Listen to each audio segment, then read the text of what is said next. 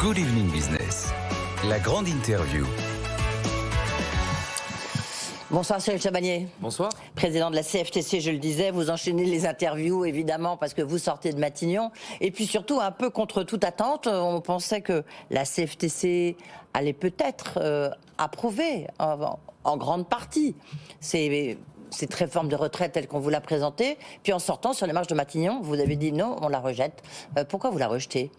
Mais en même temps, on n'a pas changé d'avis. On a dit depuis le départ que s'il y avait un allongement, un report de l'âge légal, nous nous rejetterions cette mesure et nous appellerions à aller dans la rue. Oui. Depuis le départ, on le dit, on n'a pas changé d'avis parce qu'encore une fois, on ne nie pas à la CFTC qu'il peut y avoir un problème de déficit. On ne le nie pas, mais il y a d'autres solutions que le report de l'âge légal. Et on a mis tout un panel de solutions sur la table auprès du gouvernement. Ce panel, il est balayé un peu d'un revers de la main en nous disant non, sur le financement, on veut absolument appliquer un report de l'âge légal, c'est la meilleure solution, c'est la seule solution. Non, c'est pas la meilleure solution. Non, c'est pas la seule solution. Non, il n'y a pas d'urgence, il y a d'autres solutions. Et à partir du moment où on a un gouvernement qui s'entête sur cette mesure, on ne peut que combattre cette réforme et nous serons évidemment dans la rue si le 10, la Première ministre annonce ce report de l'âge légal. Oui, report de l'âge légal, vous avez donné une information, cela dit, en disant c'est 64 ans. Donc maintenant, on sait que ça sera 64 ans. Là, après, la Première ministre avait il n'y a plus beaucoup de suspense autour de ça. Mais en même temps, lorsque vous regardez ce qui se passe à l'étranger, vous voyez bien que dans la quasi-totalité des pays qui nous entourent, tout le monde travaille plus que nous. Or, les Français n'est pas plus différent qu'un Espagnol ou qu'un Italien. Non, on n'est pas différent, mais d'abord, on n'avait pas forcément les mêmes déficits. On voit aujourd'hui que le rapport du corps, clairement, nous dit qu'on a une situation préoccupante. Enfin, il faut s'en occuper en tout cas, mais qu'il n'y a rien qui est catastrophique, il n'y a pas d'urgence absolue. On sait qu'on va avoir, je vous rappelle que c'est à peu près OK jusqu'en 2027. À partir de 2027, ça devient déficitaire. Oui, et au-delà encore. Enfin, c'est vrai qu'à partir de 2025, il peut y avoir quelques déficits. Au pire des cas, on a 10-12 milliards de déficits par an dans 3-4 ans. 10-12 milliards, s'il n'y avait pas d'autres solutions que le report de l'âge légal, on pourrait en parler. Mais à partir du moment où on trouve les 10 et 12 milliards sans reporter l'âge légal, pourquoi voulez-vous le faire ? Mais pourquoi vous êtes contre le fait de reporter l'âge légal ? Et parce que reporter l'âge légal, c'est une mesure... Sachant qu'il y aura... Pardon, excusez-moi, je vous interromps, Cyril Chabagnier, mais sachant qu'il y aura quand même d'autres dispositifs qui vont accompagner ce report de l'âge légal. Vous voyez ? Et parce que c'est une mesure qui n'est mais c'est une mesure qui n'est pas juste. C'est une mesure qui va pénaliser principalement les personnes les plus précaires, les deuxièmes lignes qu'on a tant applaudi durant la crise de la Covid-19. Ces personnes-là qui ont des métiers qui sont difficiles, auront beaucoup de mal et vont avoir du mal. On ne peut pas leur demander de travailler jusqu'à 64 ans, 65 ans, quand la plupart de ces métiers-là et ces personnes-là sont déjà épuisées physiquement dès 60 ou 61 ans. Donc mais ça n'a pas de sens. Alors dites-nous ce qu'elle vous a dit, Elisabeth Borne. Dites-nous ce qu'elle vous a dit, parce que 64 ans, d'accord, elle a déjà annoncé qu'il n'y aurait pas d'allongement de durée de cotisation. On reste sur 43 après la réforme de Marisol Touraine. On est bien d'accord. Elle vous a confirmé ça. Oui. Elle vous a confirmé aussi qu'il y aura donc ça c'est pour les carrières longues, il y aura des questions de pénibilité aussi, de nouveaux critères de pénibilité, non ? Alors il y a des efforts qui sont faits sur la pénibilité, mais on n'obtient pas ce qu'on demande. On demandait à ce que les critères qu'on appelle ergonomiques, c'est-à-dire les charges lourdes, les postures difficiles, soient réintégrés dans le compte de pénibilité.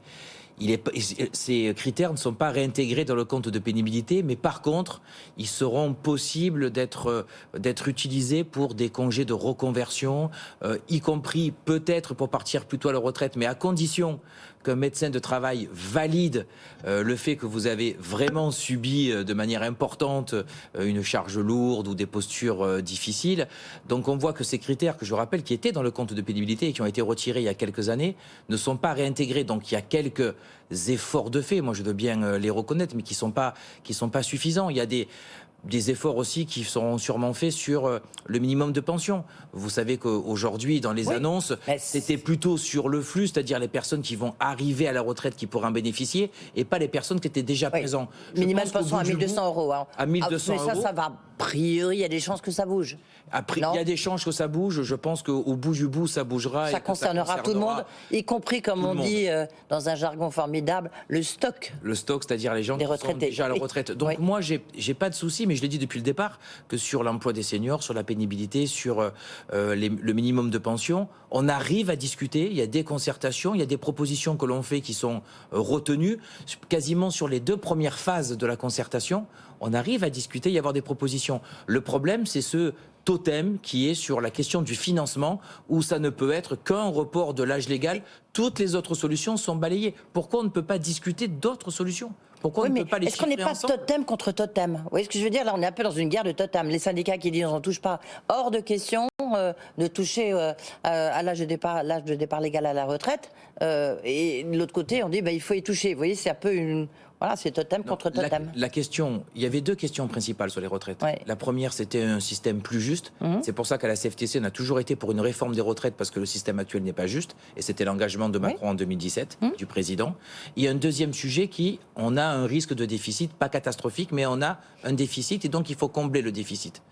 Sur la justice sociale, on y travaille et on aurait pu mieux y travailler si on avait fait une réforme systémique. Et sur le déficit, c'est ça la question. La question, c'est il nous faut 10 milliards d'euros. À partir du moment où on amène les 10 milliards d'euros, pourquoi on ne les prend pas par d'autres solutions ?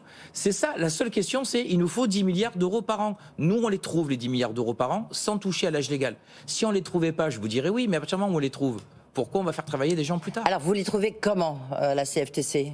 Alors, plusieurs propositions.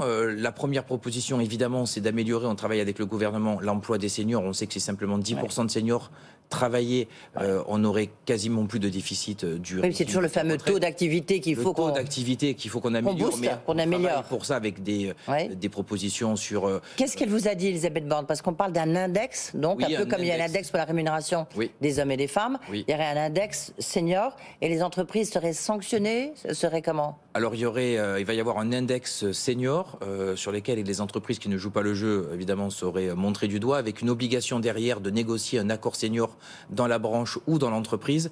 Et on nous a dit que dans un deuxième temps, il ne serait pas impossible qu'il y ait une pénalisation, y compris peut-être financière. Mais d'abord une négociation au sein de la branche et de l'entreprise pour pouvoir améliorer l'emploi des seniors. Et un index, il serait fixé à quel niveau, vous savez ? Non, là, on n'a pas le détail. Elle vous a pas donné le détail. Pas encore le détail de l'index, mais il y a cet index-là qui est important. On travaille sur le cumul emploi-retraite aussi, qui va permettre de pouvoir améliorer l'emploi des seniors. Donc, il y a des propositions sur ça. Il y a encore une fois, dans une concertation qui sur ce sujet, qui d'ailleurs pourrait être traité même en dehors d'une question des retraites.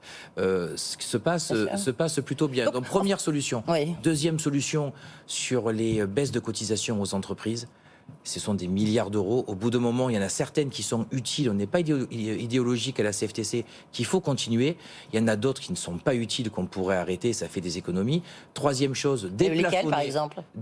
Je finis juste, mais déplafonner le plafond sécurité sociale. Vous savez que les 6,9% qui s'appliquent sur la cotisation est plafonné à 3 700 euros. On pourrait très bien faire une augmentation progressive pour des personnes qui sont au-delà de 4 000 euros.